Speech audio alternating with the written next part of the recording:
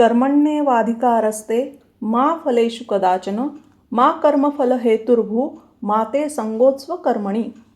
तुला कर्म करण्याचा अधिकार आहे, त्याच्या फळाविषयी कधीही नाही. म्हणून तू कर्माच्या फळांची इच्छा करणारा होऊ नकोस आणि तसेच कर्म न करण्याचाही आग्रह धरू नकोस. असे हे प्रभू श्रीकृष्णाचे उद्गार अर्जुनाबद्दल आलेले आहेत. अशी ही श्रीमद भगवद्गीता शब्दांनी वर्णन करण्यासाठी कोणालाच शक्य नाही, कारण हा एक अत्यंत रहस्यपूर्ण ग्रंथ आहे. यात सर्व वेदांचे तात्पर्य सांगितलेले आहे. यातील संस्कृत भाषा इतकी सुंदर व सरळ आहे की थोड्याशा अभ्यासाने माणूस ती सहज जाणू शकतो. पण या ग्रंथाचा आशय इतका सखोल आहे की जन्मभर सतत अभ्यास करीत राहूनही त्याचा थांग लागत नाही.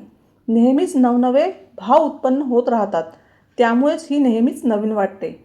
अशा या श्रीमद भगवद्गीतेला आज 5000 वर्ष झालेले असले तरीही सतत ही प्रत्येक व्यक्तीला प्रेरणा देणारी आहे. गीता जयंतीच्या सर्वांना खूप खूप शुभेच्छा. धन्यवाद.